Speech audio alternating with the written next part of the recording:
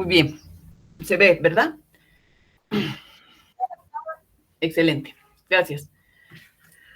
Bueno, hoy día vamos a hablar de otros exámenes complementarios que tienen que ver con las técnicas de imagen en nefrología y la biopsia renal.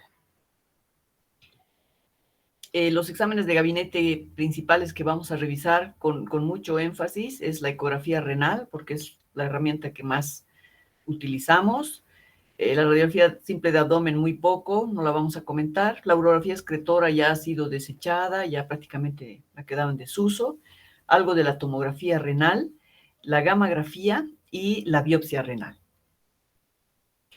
Comenzamos con la ecografía renal, que es importante entenderla. Yo sé que ustedes tienen clases de radiología y seguramente ahí les van a dar también.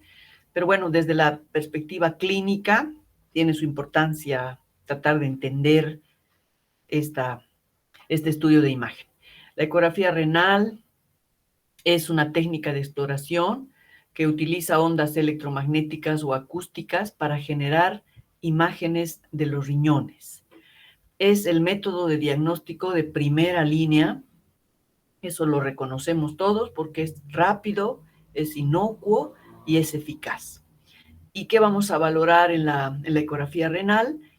3 parámetros principalmente en esta revisión que está muy buena de la ecografía renal.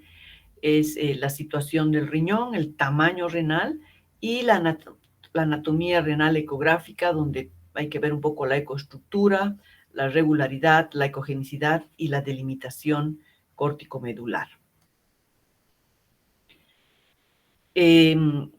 Esta es la situación de los riñones. Sabemos que se encuentran al lado ambos lados de la columna, a la altura más o menos de la D11, D12 y las primeras 2 o 3 lumbares, que tienen en la parte medial a los grandes vasos, la aorta y la ilíaca. El riñón derecho está prácticamente cubierto en su parte superior por el hígado, y el riñón izquierdo es adyacente al vaso. Siempre es un poco más bajo el riñón, precisamente por el hígado en su ubicación, y tienen esa dirección que es más cercana hacia la línea media en los polos superiores que en los polos inferiores. Para poder evaluar el riñón con la ecografía, es importante que el paciente esté en decúbito supino, acostado boca arriba, o en supino lateral. Cuando queremos ver el riñón derecho, hay que colocar el transductor en la línea axilar media y en la línea axilar anterior. Entonces, esta colocación del transductor nos permite una ventana por debajo de la parrilla costal. Y para ver el riñón izquierdo, más bien es bueno colocarlo en la línea axilar media y en la línea axilar posterior.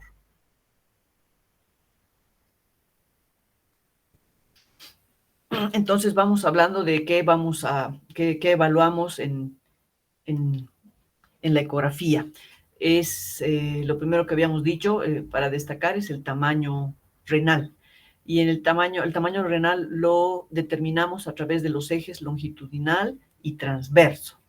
La longitud del riñón en un adulto es aproximadamente de 11 centímetros, con una variabilidad entre 9 y 12. Comentamos que en la práctica nuestra somos una población un poco más pequeña. Me parece que ver riñones de 12 centímetros, que son los normales en Testí, podría ser en cierta gente menuda, ya riñones un poco grandes. Pero en la literatura en general, cuando vemos un riñón más de 13 centímetros, recién hablamos de nefromegalia. Y precisamente porque el tamaño renal depende de la estatura, la edad, que se va reduciendo con los años, el estado de hidratación, también la condición de embarazo, que puede incrementar fisiológicamente el tamaño renal, o la pérdida de masa renal, cuando tenemos un problema de ausencia congénita de un riñón, o por nefrectomía. Entonces, podemos entender por qué varían las dimensiones, aunque no en gran cantidad, dependiendo del tipo de población que estamos evaluando. Y otro detalle importante es la variabilidad intra e interobservador, que en general no debería ser más allá del 5%. El riñón izquierdo es más grande, pero la asimetría no debería ser mayor de 1.5 centímetros entre ambos. Entonces, si tenemos un riñón más pequeño, evidentemente más pequeño, esto ya no es fisiológico y habría que ver otras causas. El diámetro transverso medio, que ahorita vamos a ver en imágenes, es aproximadamente entre 4.5 y 6 centímetros. Y el grosor córtico medular, que equivale al parénquima renal, tiene un valor de 1.4 centímetros. Algunos ecografistas, no todos, en general no nos informan el volumen del riñón. Sin embargo, se dice que es el que representa de mejor manera el tamaño real del riñón. Es una serie de mediciones que se hacen de diferentes ejes o longitudes, y se dice que el riñón derecho tiene un volumen normal de 134 centímetros cúbicos y el riñón izquierdo de 146 centímetros cúbicos. Entonces, si en algún momento algún ecografista que han solicitado les presenta este volumen, pues esos son los valores de referencia que hay que tenerlos en cuenta y que son muy válidos, pero que no acostumbran normalmente los ecografistas a informarlo. Aquí tenemos las imágenes en el diámetro longitudinal del riñón, que es donde deberíamos medir, tanto del riñón derecho como del riñón izquierdo. Y en un diámetro transverso, en un corte transverso, tiene esta forma de C, que se representa aquí de manera esquemática. Esa es la forma del riñón cuando lo vemos desde una perspectiva de un corte transversal. Si vamos ahora a ver la anatomía renal ecográfica, que es lo que primero vemos en la ecografía, por eso se recomienda que en general con estos conocimientos básicos tendríamos que tratar de ver las imágenes de una ecografía para entrenarnos antes que ver el informe. Entonces, el riñón tiene una forma de elipse o de balón de rugby en un corte longitudinal y contiene dos partes. Una de ellas importantes es el seno renal, que en este corte esquemático vemos que es el espacio que queda entre los cálices y el parénquima renal. Contiene vasos sanguíneos, contiene linfáticos y tejido graso. Eso le da una apariencia hiperecogénica, es decir, un poquito más blanca que el parénquima. Entonces, haciendo también un esquema, vemos que el seno es esta elipse interna que en realidad se encuentra contenida dentro de otra elipse que es el riñón en su totalidad. Entonces, acordarnos del seno y su ecogenicidad para poderlo reconocer en las imágenes. Y luego seguimos con el parénquima. El parénquima también es muy importante porque es esa banda de ecogenicidad homogénea que rodea a las pirámides medulares. Las pirámides medulares, como ustedes se fijan, son más bien hipoecoicas en comparación con el seno renal y son mucho más visibles en las personas jóvenes. Así que el parénquima con las pirámides, hablamos de una consistencia o de una ecogenicidad más bien hipoecoica, a diferencia del seno renal, que es hiperecoico. Otra propiedad que hay que buscar cuando estamos fijándonos en una ecografía es la regularidad de la cortical, que en riñones normales estos ofrecen una superficie lisa y homogénea. Cuando tenemos alguna irregularidad tipo abollonamiento en los riñones, esto puede suponer una pielonefritis crónica y también un daño renal. En este caso, este es un hallazgo de una manifestación de las pirámides que se ven mucho más acentuadas en los pacientes neonatales. Pero esa es la idea de un riñón abullonado para que se haga la comparación con la superficie lisa que debería tener un riñón normal. Y si hablamos de la ecogenicidad cortical, que es muy importante, la estamos escuchando todo el tiempo para poder definir si esos riñones son normales o no. Entonces, la ecogenicidad cortical en paciente hay que compararla siempre con sus vecinos, ¿no? Es decir, con el hígado en el caso del lado derecho y con el vaso en el caso del lado izquierdo. Y normalmente el riñón derecho es hipoecoico respecto al hígado, o sea que tiene menos ecogenicidad que el hígado, lo propio el riñón izquierdo. Entonces, esa es una relación, un punto de comparación que nos ayuda cuando vamos a valorar la ecogenicidad en comparación con los órganos vecinos. Y la delimitación córtico-medular, que también es algo que informan a menudo los ecografistas, que es aquella en la que la corteza y la médula juntas constituyen el parénquima renal, ¿no? Y este parénquima que está constituido por la corteza y la médula, hay que diferenciarlo del seno renal, ¿no? Entonces, como ya habíamos visto, el seno renal es hiperecogénico, más bien blanco, y la región córtico-medular es hipoecoica. Y si queremos ver alguna diferenciación más, que me parece un poco difícil, pero también se menciona, tal vez en el ojo entrenado, la corteza tiene un poquito más de ecogenicidad que la médula, porque tiene una densidad celular mayor y por la presencia de vasos sanguíneos. Entonces eso le daría un aspecto un poquito más brillante. En cambio, la médula tiene una ecogenicidad menor por un mayor contenido de agua.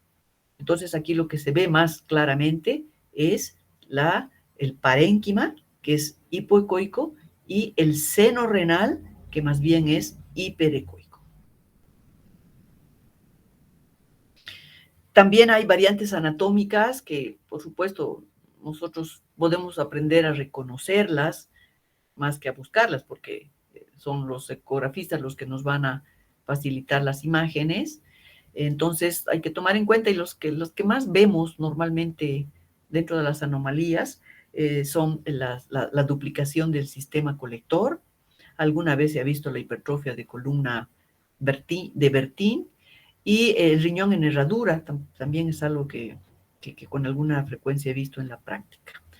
Alguna vez hemos visto una ectopia renal o una malrotación renal, y bueno, por supuesto, la ausencia de un riñón inesperadamente, que es un hallazgo que ni el propio paciente conocía.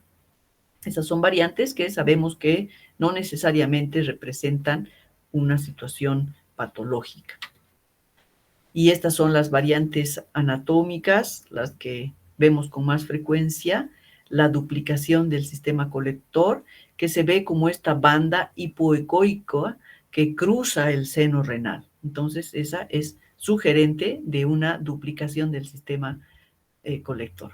Otro detalle interesante es aprender a reconocer, que no creo que sea muy fácil, la pelvis extrarrenal, porque al ser una variante ecográfica muchas veces se puede interpretar como si fuera una hidronefrosis. Entonces ahí necesitamos el concurso de un ojo más experimentado para que nos haga esa diferenciación y que no estemos después haciendo pesquisas que no corresponden, porque es solo una variante anatómica.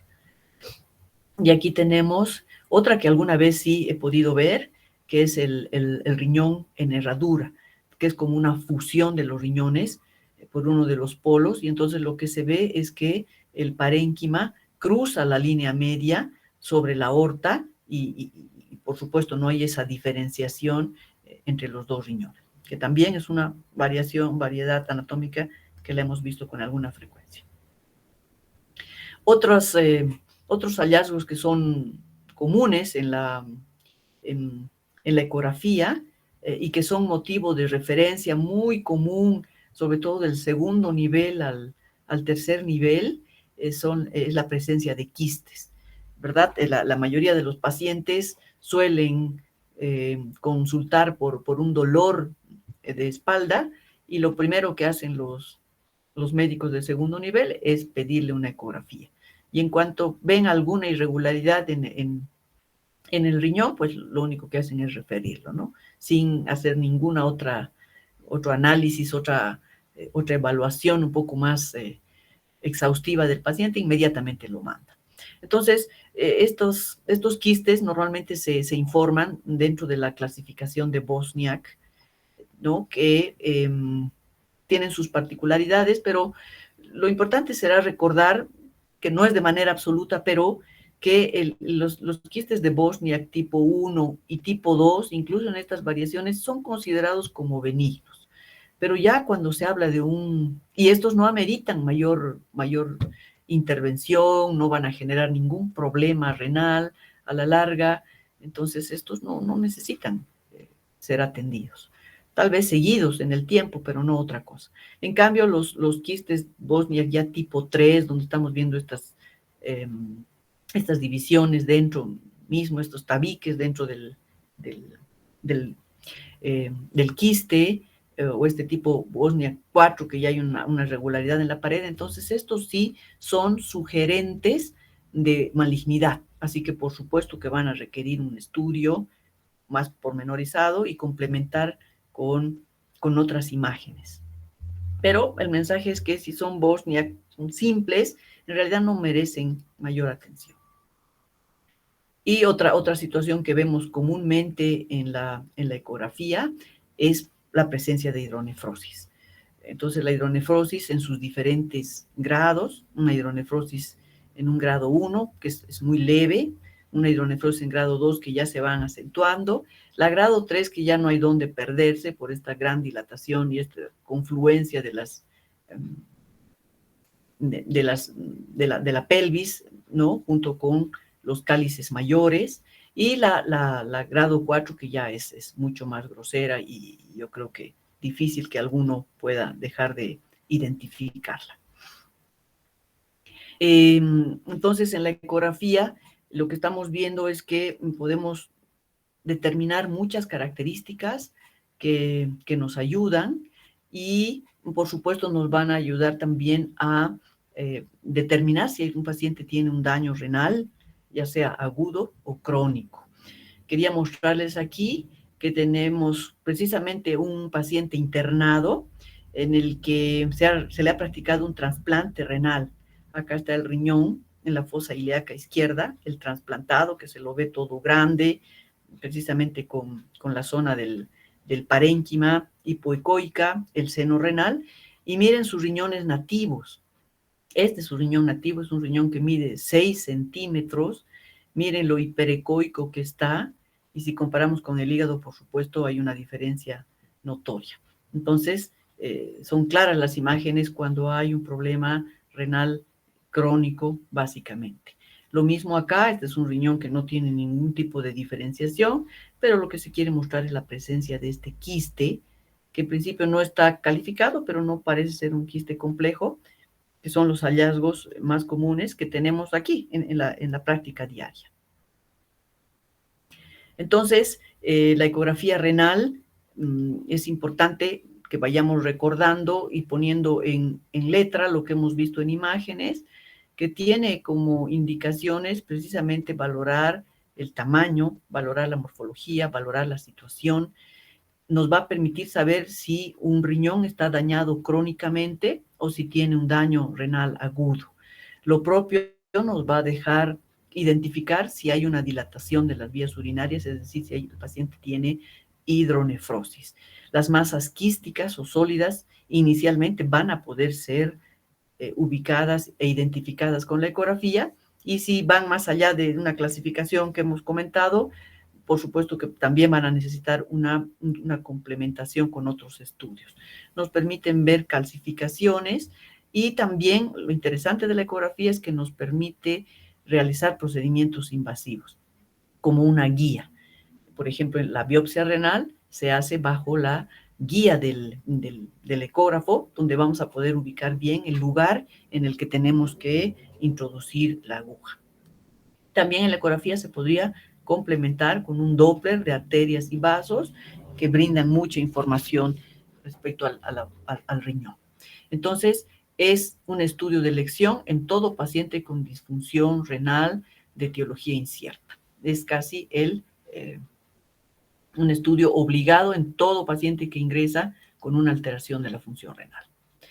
Y para finalizar este estudio, lo que yo quería comentarles es que está tomando mucho mayor relevancia la ultrasonografía renal con este enfoque que se llama POCUS, que ha comenzado a cobrar vigencia hace pocos años y que lo que busca es precisamente empoderarse con este estudio, porque lo que permite es hacer una correcta adquisición e interpretación de imágenes a la cama del paciente. Entonces, es un estudio que se puede hacer muy cercanamente al paciente, muy prontamente, y esto se está viendo que lo que hace es mejorar la sensibilidad del examen físico. Puede incluso ayudarnos a personalizar los tratamientos o decidir sobre futuros exámenes. Esto es algo que está tomando mucha fuerza en todas las especialidades, principalmente en emergencias, para ese abordaje del paciente más integral que no solo quede en el examen físico. En nefrología, clásicamente lo que se hacía era utilizarla para un estudio de la fístula arteriovenosa de pacientes para hemodiálisis.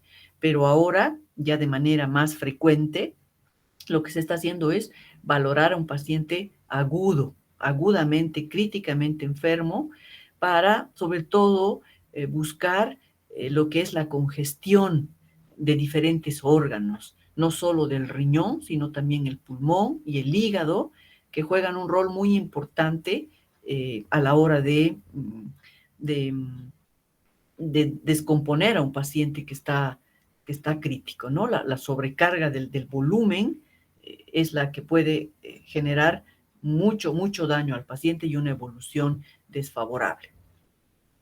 Entonces, les quiero mostrar que en este estudio reciente, lo que están promoviendo es precisamente una valoración de todos los órganos, muy precozmente, muy tempranamente, a la cama del paciente, sin mayor necesidad que un ultrasonógrafo, donde podemos valorar desde un edema cerebral, también la congestión pulmonar, que es otro detalle muy importante en estos pacientes delicados, choqueados, sépticos, infectados.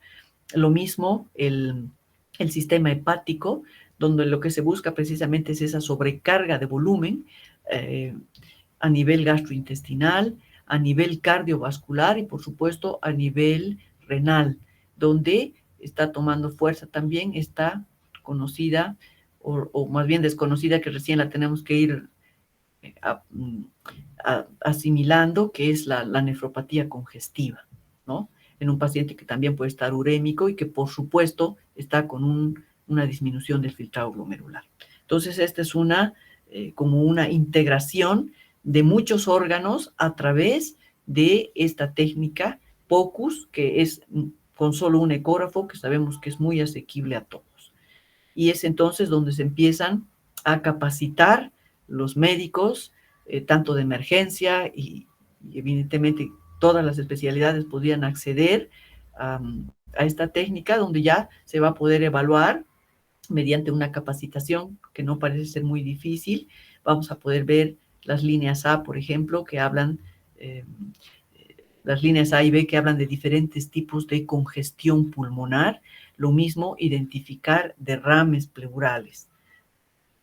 Y en ese mismo paciente y un mismo médico incluso puede también valorar lo que es la congestión hepática.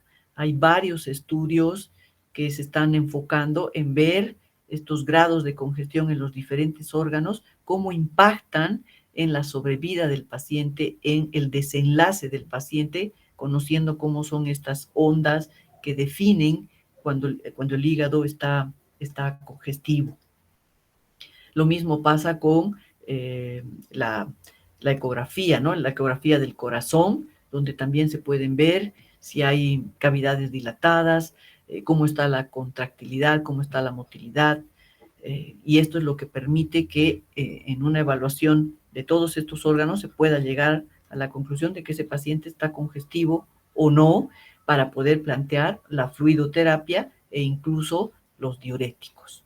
Así que esto está revolucionando la medicina y con una técnica que es tan asequible.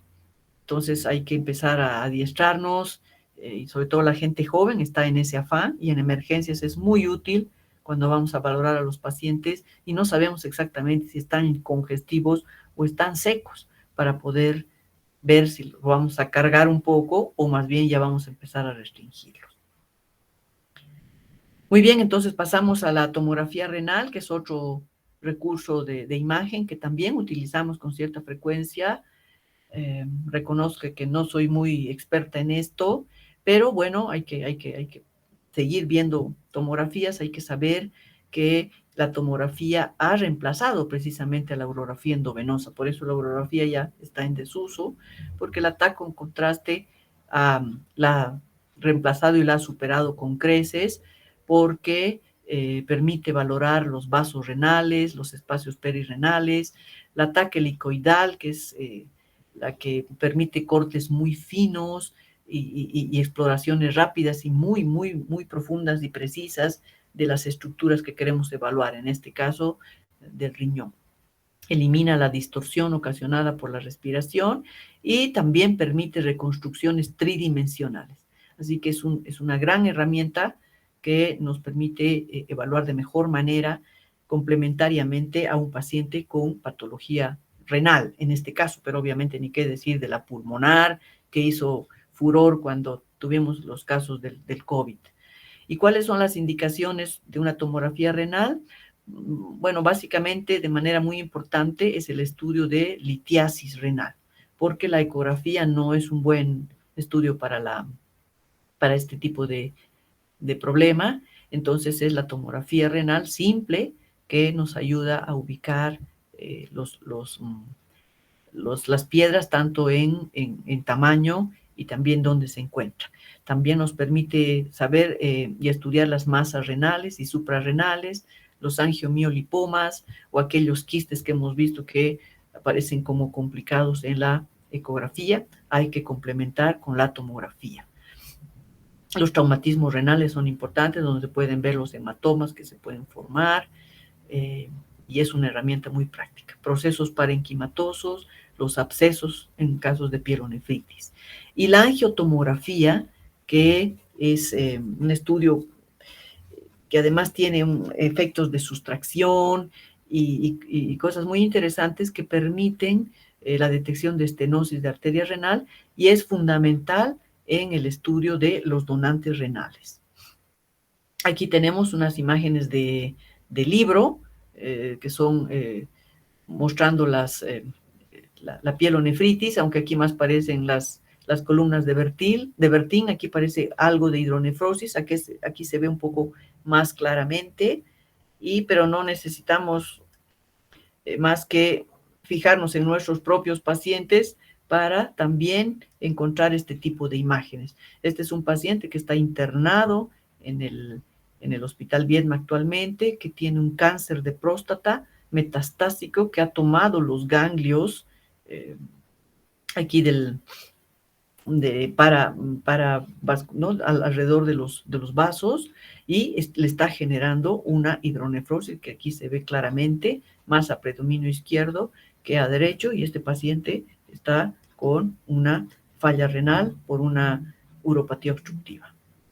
Y esto es la angiotac, lo que les digo, estos estudios que permiten por sustracción digital identificar tan claramente los vasos, que son los más importantes a la hora de decidir qué riñón se va a retirar del potencial donante, porque además deja ver si son ramas únicas, si tienen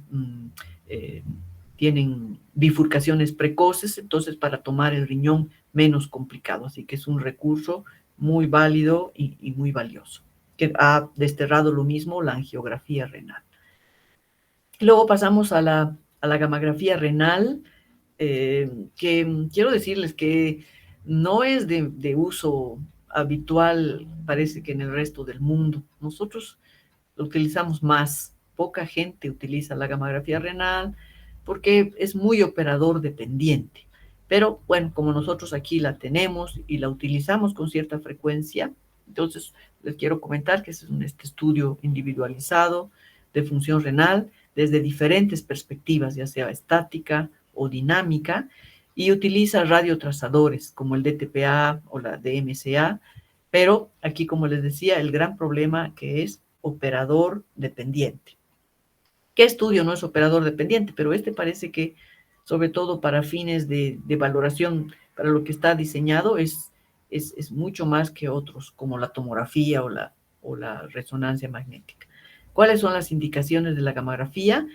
Sobre todo tiene que ver con la evaluación de la función renal. Entonces, como hablamos del filtrado glomerular, la gamografía es uno de estos estudios que podría valorar la funcionalidad renal, el filtrado glomerular. También puede valorar el drenaje del tracto urinario y la evaluación del injerto renal en caso de trasplante. También podría ayudarnos en ver cuando hay sospecha de hipertensión arterial renovascular. Como hemos dicho, hay una gamografía dinámica y una estática, y la gamografía dinámica emplea ¿no? El tecnesio 99, y es dinámico porque se filtra por el glomérulo. Tiene las mismas propiedades muy parecidas a las que hemos dicho del trazador ideal para valorar el filtrado glomerular. Se filtra por el glomérulo, no se absorbe ni se secreta por los túbulos y permite, por ende, una valoración de la filtración glomerular, además de la perfusión renal y la excreción. Estas son las imágenes que nos informan cuando nos entregan este estudio, donde se ve cómo el radiotrazador va pintando los riñones y rápidamente va pasando, va siendo excretado, ¿no? Y esto se traduce en una curva que lo que hace es marcar la perfusión, que es rápida y eficiente en breve tiempo, y luego cómo va descendiendo, a modo que a medida que este radiotrazador va siendo eliminado, ¿no? En un tiempo X que se mide en milisegundos. Entonces, una gamografía renal normal es esta, en la que rápidamente se pintan los riñones, en la que rápidamente se ve el radiotrazador que es eliminado en la vejiga y que luego es totalmente eliminado de la vejiga en esta curva que se mide en milisegundos. ¿Qué es lo interesante de la gamografía dinámica? Que nos permite una evaluación diferenciada de los dos riñones, ¿no? Del riñón izquierdo y del riñón derecho, y la suma del cálculo del filtrado glomerular que hace de la estimación nos da el total. Entonces aquí, en esta gamografía dinámica, se nos informa que el riñón izquierdo, por ejemplo, aporta 41.4 mililitros por minuto y el riñón derecho 36, que en total hacen 78. De estos 78, la función relativa del riñón izquierdo se ve que es un poco mayor que la del riñón derecho, ¿no? Que es un 52% y el riñón derecho es un 47%. Entonces, ¿para qué nos sirve a nosotros, sobre todo en trasplante? Para definir cuál es el riñón que vamos a tomar a la hora de hacer la nefrectomía. Y normalmente la idea es dejar al riñón más sano para el donante, ¿no? El riñón que mejor funciona es el que queda con el donante, y el riñón que funciona menos es el que se toma para extraer al paciente. Obviamente siempre y cuando también coincidan con una anatomía que permita extraer el riñón que es el menos funcionante. La gamografía durante la gamografía se pueden inyectar diuréticos, que es lo que nos permite ver es si hay problemas de obstrucción. No nos dice dónde, pero sí nos permite determinar si hay obstrucción. Porque cuando hay un fenómeno obstructivo, estas curvas que habíamos visto que descienden rápidamente en un riñón obstruido, miren, hay un retraso en el inicio de la captación de los riñones, Lo propio, la excreción. Aquí estamos viendo prácticamente cómo se ha quedado el remanente en todo lo que es la pelvis renal y los cálices, y por supuesto esto se traduce en una curva que no desciende. Ha habido una buena perfusión, pero la excreción está prolongada porque hay algún proceso obstructivo acá. La gamografía con IECAS, que alguna vez la utilizamos, últimamente ya no, que nos permite saber sobre todo si hay algún tipo de estenosis de la arteria renal, que nos podría explicar lo que es la hipertensión arterial por estenosis de esta arteria, ¿no? Que es una hipertensión de inicio severo, que no responde a tratamiento, que genera falla renal. Entonces, cuando hay dudas, se podría hacer una gamografía con instilación endovenosa de IECAS. Y la gamografía estática, que se hace más bien con el DMCA, este ácido, lo que hace es fijarse a los túbulos en el parénquima renal, no se excreta, nos permite saber una cuantificación de la masa renal funcionante y sobre todo lo que hace es detectar lesiones infecciosas en la corteza renal, es decir, lesiones cicatrizales. Esto se usa con alguna frecuencia en aquellos pacientes que tienen pielonefritis a repetición. Y entonces para ver si han quedado con cicatrices y hay lugares que ya no se irrigan bien, que ya son pura fibrosis, entonces se utiliza esta gamografía estática que puede ayudar a identificar esa situación. Aquí, como les decía, esas son las indicaciones: lesiones infecciosas en corteza renal, es decir, las que dejan cicatriz, la mayoría son infecciosas, ¿no? No es que va a decir aquí hay una infección, pero sí va a mostrar un material, una corteza rarificada, ¿no? Que está con lesiones cicatrizales. Y también si hay algún riñón multiquístico no funcionante. Y para ya terminar, entonces, el otro estudio que utilizamos, que está involucrado aquí dentro de la técnica de imágenes, aunque es un análisis de un tejido, es la biopsia renal. Entonces, la biopsia renal tiene varias indicaciones, principalmente diagnóstica, de evaluación y tratamiento, y para ver el grado de actividad y cronicidad cuando ya se ha instaurado algún tratamiento por alguna patología, ¿no? Es decir, como de seguimiento también. Nos permite diagnosticar, nos permite plantear tratamiento y nos permite hacer un seguimiento. ¿Cuáles son los requisitos para realizar una biopsia renal?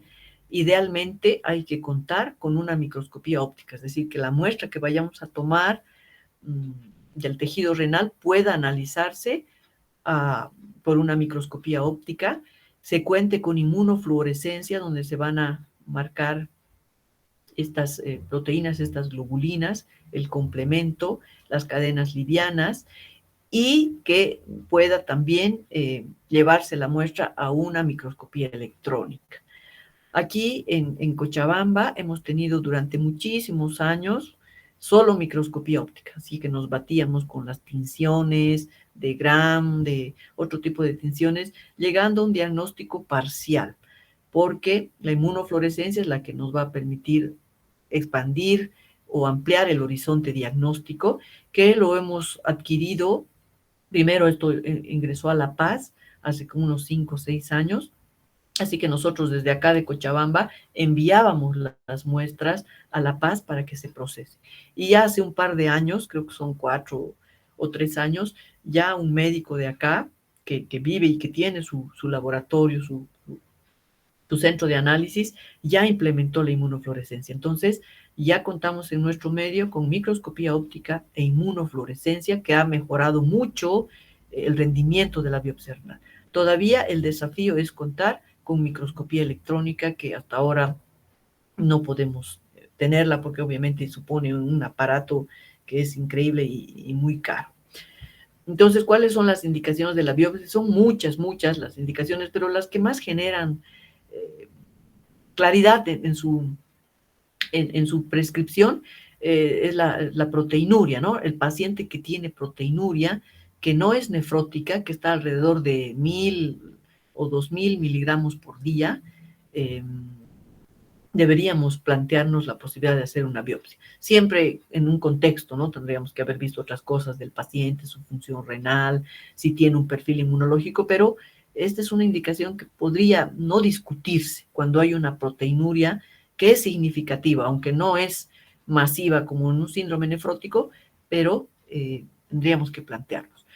Antes se decía que la diabetes mellitus, si el paciente tiene diabetes mellitus y tiene proteinuria, ya no tendríamos que hacer ninguna otra prueba, porque ya sabemos que la enfermedad que tiene el riñón es secundaria a la enfermedad diabética, pero hoy por hoy está cambiando el paradigma también y se habla de una enfermedad diabética, renal diabética, ya no de una nefropatía diabética. Entonces, hay patrones diferentes que pueden coexistir con una enfermedad tipo diabética. Así que se está animando más a la gente, a los nefrólogos, a que biopsien a pacientes que son diabéticos, pero que no tienen un patrón muy claro, muy definido de la diabetes, que pueden incluso no tener una proteinuria masiva. Y en el síndrome nefrótico, por supuesto, también es una indicación clarísima.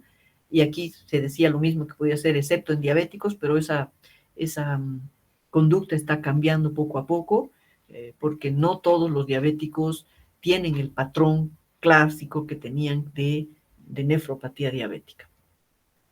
También está indicado en el síndrome nefrítico, en aquellos pacientes que debutan con una falla renal que es rápidamente progresiva y que se interpreta como un fenómeno inflamatorio.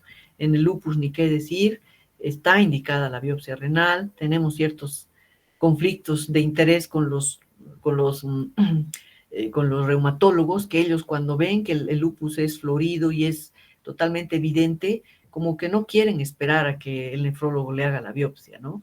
Que para nosotros es importante porque nos va a confirmar el diagnóstico y nos va a también dar el índice de cronicidad. Pero en fin, son indicaciones que no deberían discutirse. Aunque si se demoran demasiado y el cuadro es muy evidente, probablemente podría iniciarse un tratamiento y luego posteriormente hacer la biopsia. Y también está indicado en el daño renal agudo de causa inexplicable, sobre todo aquel daño que se perpetúa en el tiempo. Más allá de un mes, un paciente que ha ingresado como un renal crónico por una causa no evidente, como por ejemplo una uropatía obstructiva o algo así, también deberíamos plantear la posibilidad de una biopsia renal. Estamos ahora con un paciente del gastro que él fue ingresado ya hace casi un mes por una pancreatitis aguda e hizo una falla renal. En realidad no, hizo una isquemia intestinal. Se volvuló, le tuvieron que operar, está con una colostomía e hizo falla renal. Ha dializado, parecía que iba a recuperar porque empezó a orinar, pero la creatinina no disminuye. Entonces estamos ya a 3-4 semanas y es un poquito más, de una IRA, que en este caso ya es una enfermedad renal aguda, sin recuperación de la función. Entonces creo que aquí se plantea la posibilidad de una biopsia para saber qué le ha pasado a ese paciente, si ya tiene un daño irreversible o es que hay que tener todavía paciencia y tiene un par de mesecitos más para recuperarse. ¿Cuáles son las contraindicaciones de la biopsia? Riñones pequeños, ya riñones que son chiquititos, que se los ve hiperecoicos, así blanquitos como los hemos visto en las imágenes, probablemente no sirva de mucho porque lo único que vamos a encontrar es tejido fibroso. Entonces no creo que nos aporte demasiado para plantear algo diferente en el tratamiento. Lo mismo los quistes bilaterales o si tienen tumor renal, pues mejor hay que resolver primero eso y después recién pensar en la biopsia si acaso es necesaria. Pacientes que estén con alteración hemorrágica, pacientes que tengan hipertensión arterial severa, descontrolada, pacientes que estén con una hidronefrosis marcada como las que hemos visto, pues sería muy riesgoso biopsiarlos porque también uno puede tener problemas en la biopsia y perforar pasarse el parénquima y llegar y terminar en estas situaciones de hidronefrosis.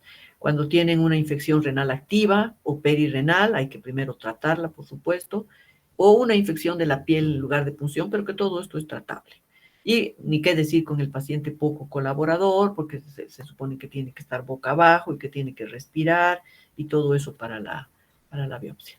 Y las contraindicaciones absolutas son la hipertensión arterial incontrolable, la diátesis hemorrágica incontrolable, en un riñón único. También es una duda si a un paciente monorreno le hacemos una biopsia, si podríamos generarle complicaciones, porque la biopsia renal no está exenta de complicaciones, ¿no? Una de ellas es el sangrado masivo, un hematoma enorme que se pueda producir y que el riñón hasta se pueda perder.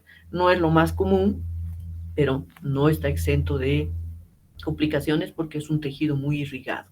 Entonces, si tiene un solo riñón y tenemos la desgracia de generarle ese problema, imaginen, el paciente terminaría directamente en diálisis. Así que es para pensar si uno se animaría a hacer una biopsia en un riñón único.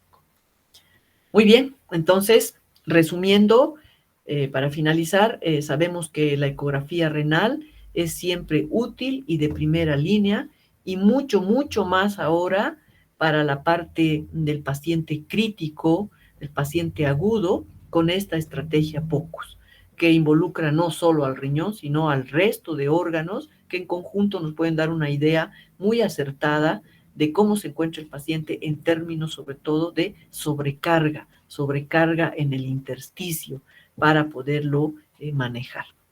Otros estudios sabemos que son complementarios. La ecografía es la de primera línea, pero no es la única ni va a ser la más clara. En casos que hemos visto, tenemos que complementar de acuerdo al contexto clínico, ya sea con una tomografía, con una gammagrafía, con una resonancia magnética que no hemos visto, que no hacemos mucho. Y, por supuesto, luego se plantea la posibilidad de la biopsia renal, que es un estudio valioso, pero también requiere tomar en cuenta muchas cosas a la hora de plantearla. Pero si queremos saber el diagnóstico final, sobre todo de problemas del parénquima, lo más seguro es que tenemos que contar con una biopsia renal que se estudie tanto con una microscopía óptica como con la inmunofluorescencia y 1000 veces mejor si podríamos contar con una microscopía electrónica, que algún momento espero también se implemente acá en nuestro medio.